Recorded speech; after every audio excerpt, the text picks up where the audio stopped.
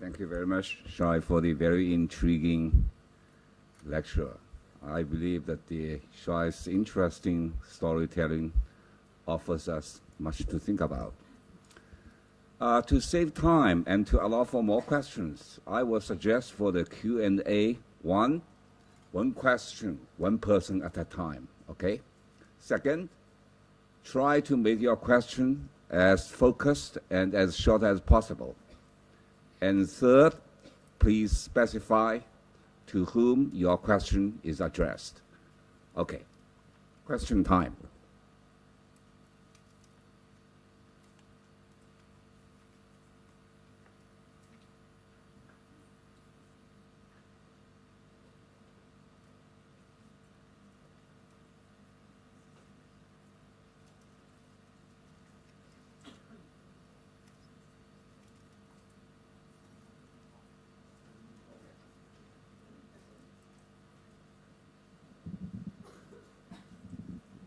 I have a question for Professor Nelson.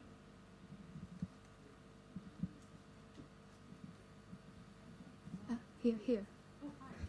Good morning, Professor Nelson. I know that resources are important in investigating reporting, and sometimes it will put the persons who tell the resources in danger if you expose their real personal information on the newspaper. However, you should tell if you don't tell the audience who give you the clues, just use the terms of according to Dr. Ace or somebody said, the audience would not properly not believe in the news. So how would you handle this case? Thank you.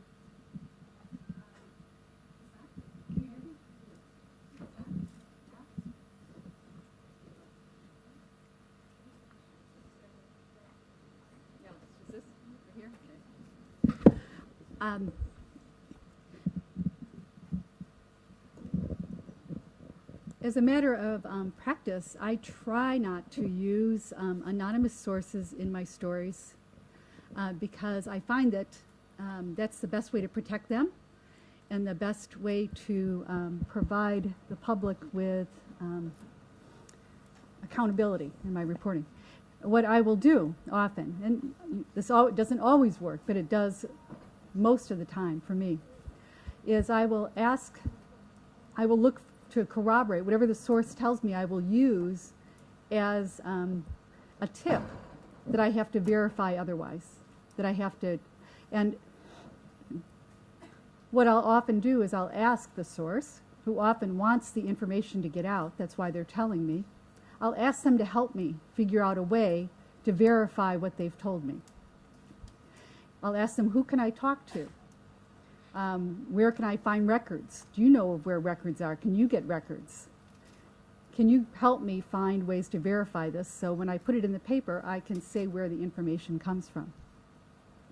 Another way that you can use information from sources and verify it is you can get very detailed information from your source and take those details and get somebody official to confirm what you've already learned. Because you go to them with those details and you say, you already know the information, it encourages them to go ahead and confirm. And I'll tell you one example of that. In Washington, D.C., when I was at the Washington Post, I was, just before I left to go to the LA Times, I was the editor of the local investigative team. And one of the reporters, a very talented reporter who has also won a Pulitzer since then, Sari Horwitz, received an important tip. She received a tip that there were reports of women being raped that were going to the police department and not being investigated. They were not being investigated because the police had changed their procedures for collecting and investigating these cases. And essentially, these cases were arriving in the police stations on fax machines, which had never happened before, and they would be reported on fax machines being sent from local police stations to a central office, and they were just sitting there. Nobody was picking them up to investigate them. Her source, that was an important story to tell because there are many cases that were not going investigated, and so justice wasn't being done, and dangerous people were out on the street. But there was one source, and her source did not want the name used. And so Sari tried and tried through the techniques I mentioned to, how else can I corroborate this? Who else can I go to? Where can I find records that will show me this? At the end of the day, she came to me and she said, I can't verify this in any other way. We're not going to be able to do the story. And I said, Sari, you're very persuasive. Go to the police chief. Tell the police chief that you know that there are hundreds of cases involving rape that are coming in and are not being investigated, and get the police chief to confess, to tell you that it's true. Within an hour, she was back, and the police chief had confessed. So there are many ways you can use that information that protects your source and also provides verification for the public. Does that help? Yeah, okay.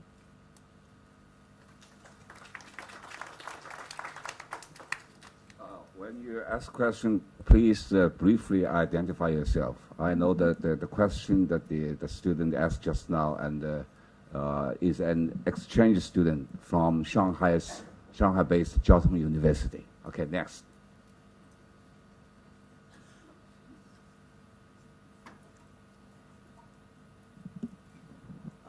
I just have a question for for Shai. I'm Vincent from the Business and Financial Journalist from Business and Financial Journalism.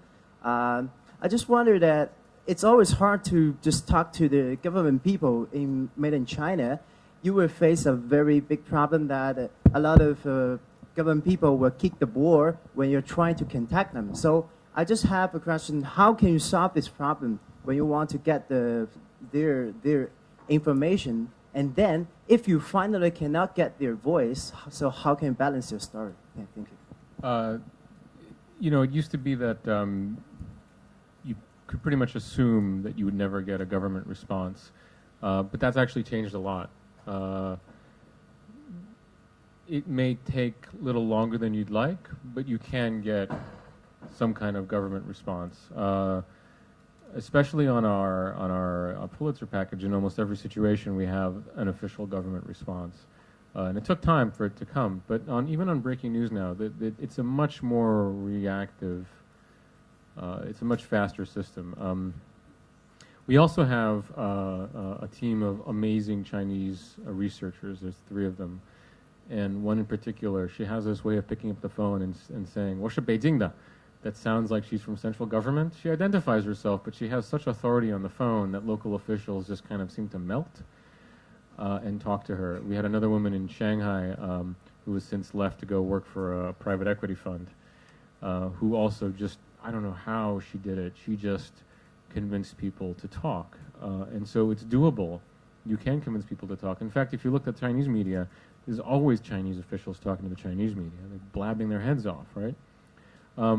And so in one case, let's say there's a situation where you're absolutely just not getting anything. Then you may have to resort to a no comment, or maybe you look through the official media. So something like that's counts as government, such as Xinhua or People's Daily, and see if they've said anything on the topic there that you can then at least offer that up and say, in an article 2 weeks ago, so-and-so declined to comment on this specific case, but 2 weeks ago said this, da-da-da-da.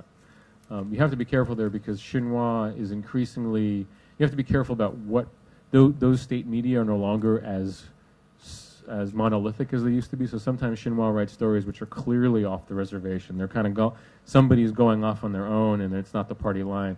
And even in People's Daily, you have to be careful where the story runs, if it's in the print edition, overseas edition, or if it's in an online, because sometimes the stuff online is kind of like also somebody's floating up an idea that doesn't necessarily present the government standpoint on something. But there are ways around it. There are workarounds. They're not ideal, but there are venues, and it's improving somewhat.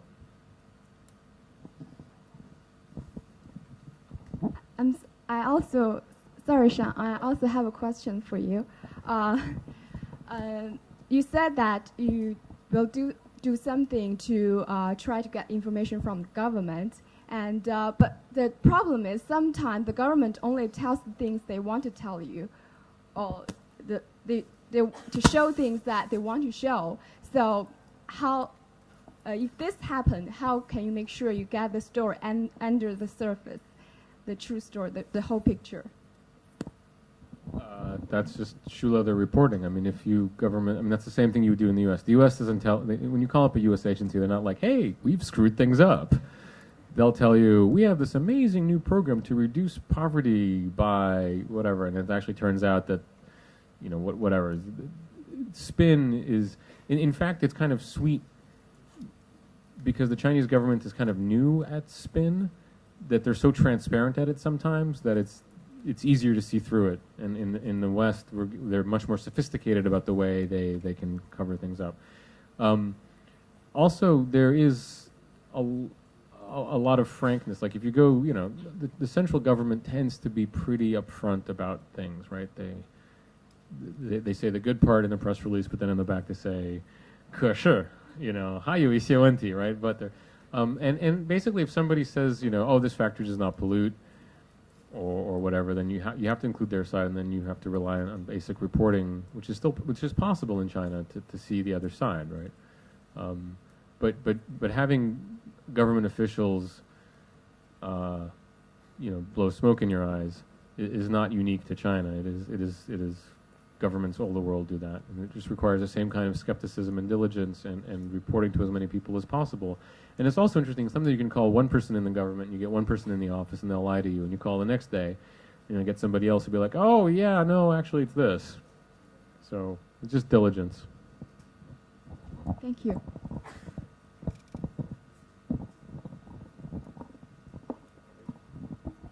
My question is go to Shai. Sorry for keeping you busy.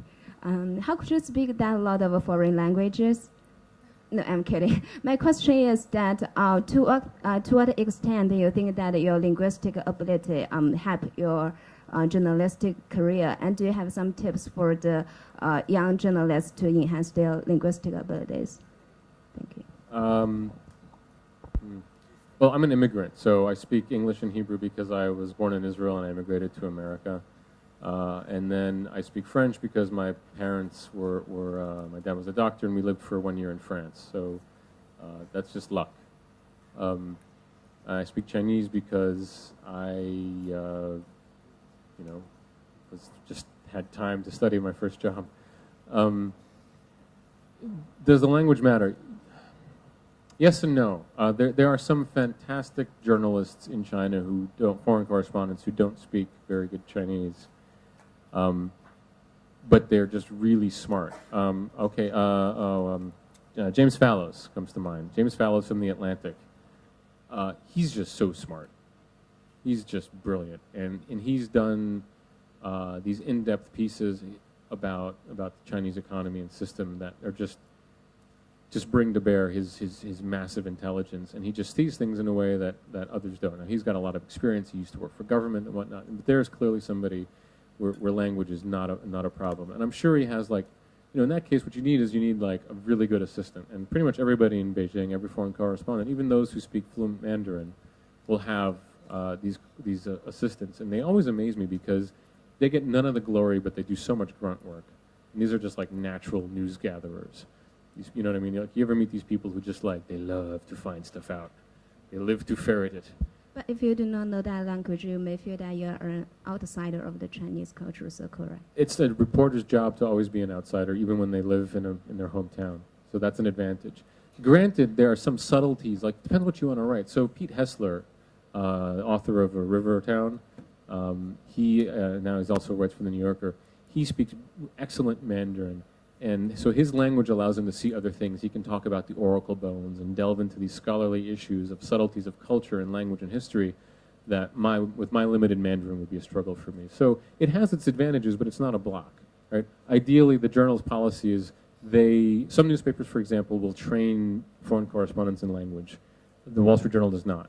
It's kind of like they look at you and they say, do you speak, if you're going to France, you better speak French. If you're going to China, you better speak Chinese. So they see that as an advantage. And it certainly does mean when I go to covering breaking news. If I'm at a fire or an earthquake in Beichuan, then I can just go on my own and just be like, dude, what's going on, right? And there's that advantage, but it's not the make or break thing.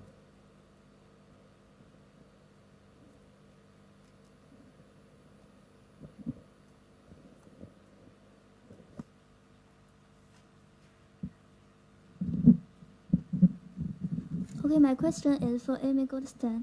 Morning, ma'am. I'm really keen on your database.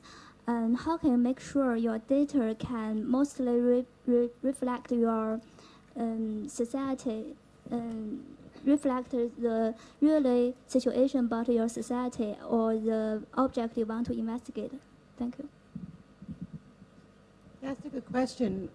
Whether you're doing reporting based on numbers or just based on interviews, you have to make sure that you know that what you're writing is accurate.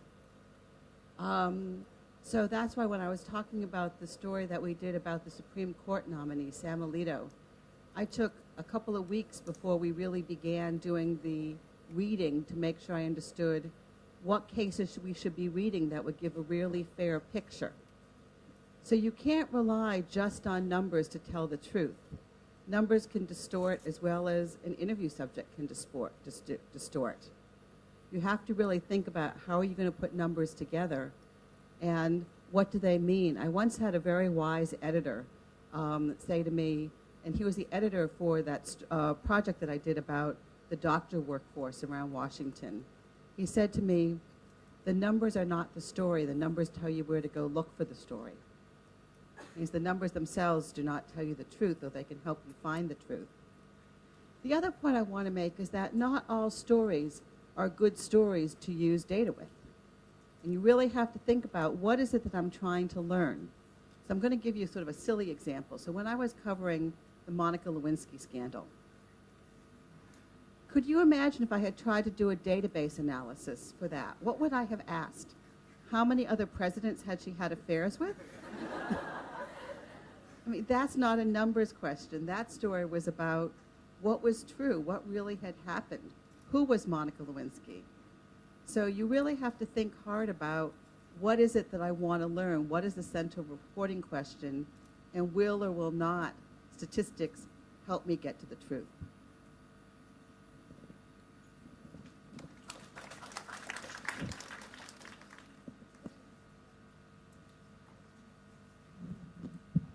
And I have a question for Mr. Shai Oster. Hi, Mr. Shai Oster. I'm an undergraduate student from the international journalism.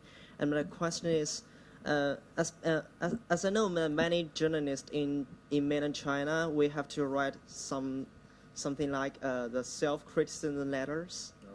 Yes. So given the reason that they mispresent the government's idea or something else, so have you written one? Or is there any kind of trouble you have struggled in? That was very revealing what you said, by the way. You have to write a self-criticism if you misrepresent the government. I have written several self-criticisms for the police in China. Yes. Where I am sorry for having broken the 中国共和国的法律法规. Yeah. I've broken the laws of the People's Republic. Once was just for hiking in the wrong part of the Great Wall. That's unrelated. But several times for reporting in areas they didn't want. And so you spend hours negotiating the content. Well, did you go here to report? Yes. Are you aware that there's this, da, da, da, da. And eventually they write it in Chinese. They have to bring somebody who's, like, it's Chinese bureaucracy at its finest. It's not the local guy who busts you. They have to bring in another guy, and another guy, and another guy. And finally, the provincial head of moronic foreigners comes and has to look at you and say, okay. And so they write this thing in Chinese. Reading handwriting for me is hard, so I have to read it very carefully, make sure it doesn't say, and I promise to leave immediately from China, never, And then you have to thumbprint it. And they send that, I think, on to the foreign ministry, and they keep it in a file in Beijing. And so I've done that several times.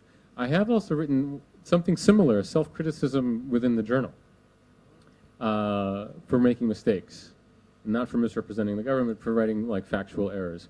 And this is, look, it's okay. Everybody's going to make a mistake. You're human. Best advice is if you make a mistake, confess early and confess often. Well, one thing editors don't want is to have someone else tell them that you made a mistake. They want to know from you, like, oh my God, it's 3.4 and I put 34. You know, and so the system in the journal, it's like, it's pretty serious. They have this form, you know, who discovered the mistake? How did the mistake come about? You know, which editions did this mistake happen in? And then you have to write a correction and go through it. And that feels like a self-criticism. But that's more of, I mean, because it just shows you, like, the journal takes its credibility very, very seriously. And they take their mistakes very, very seriously. And in some ways, the most revealing part of a newspaper is on the front page, it's the corrections section. And if you see a newspaper without any corrections, you know they have a lot of errors. Anyway, thank you. I was just told that the speakers will attend a special function so that this section will be closed maybe a bit earlier than the schedule. Okay. One more last question.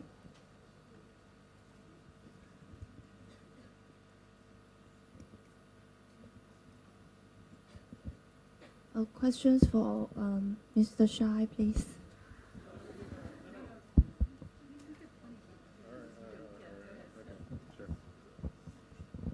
I'm a student from International Journalism Program in HKBU, and I just wondered how well are the Chinese excellent news reports, such as those from Thousand Weekend, are known by the foreign media and foreign audience, or the language is the main barrier from them to get access to that.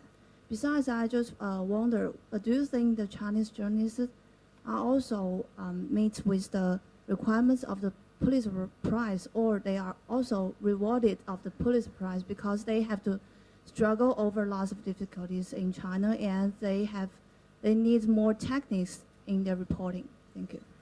I think the Pulitzer Prize is only awarded for American media. I'm pretty sure. So, yeah. So that's. But look, the Chinese media is there's some really phenomenal reporters.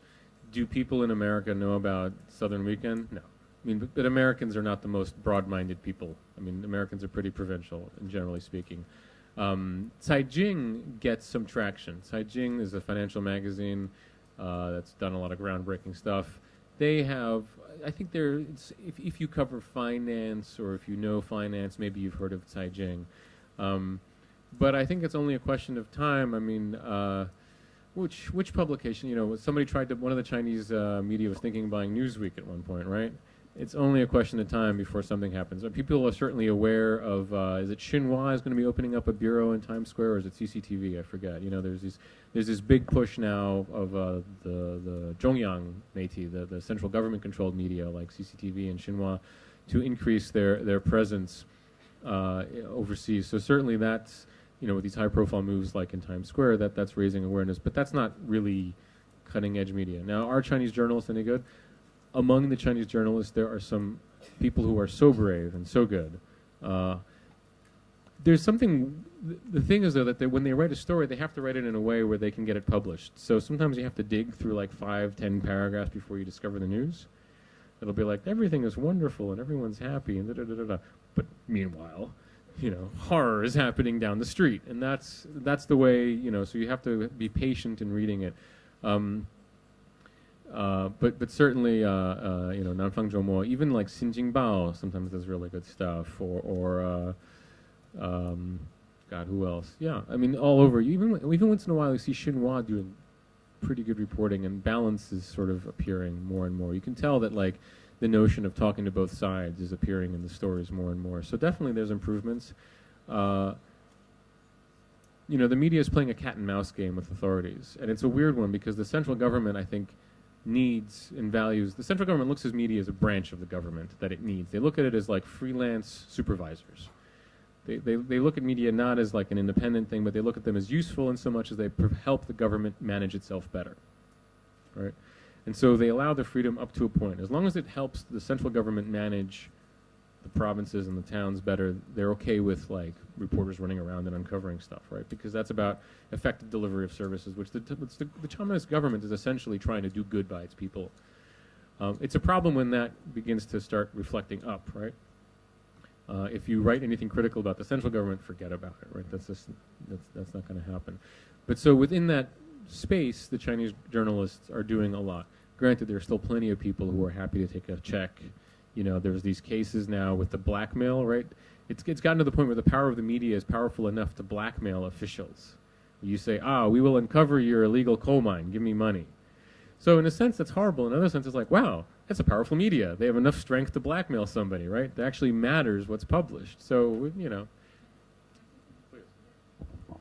I just want to say, I wanted to answer that question too, even though you didn't ask me. But as an investigative journalist, I've been watching what's been happening in the Chinese press, and in preparation for coming here, I read this really wonderful book that I hope all of you will read, Investigative Journalism in China. It's 8 cases in Chinese watchdog journalism, and it was compiled by some journalists, educators at Hong Kong University. And it is as fine in the investigative techniques used by the journalists detailed in that book are as fine as I've seen anywhere, and meet the highest standards of our press, and certainly would qualify for a Pulitzer level reporting. And I think those are a model. And the reporters, what they have is something more than American journalists have, is they have courage. Because courage isn't required of us in the U.S. to do investigative reporting, but it still is required here.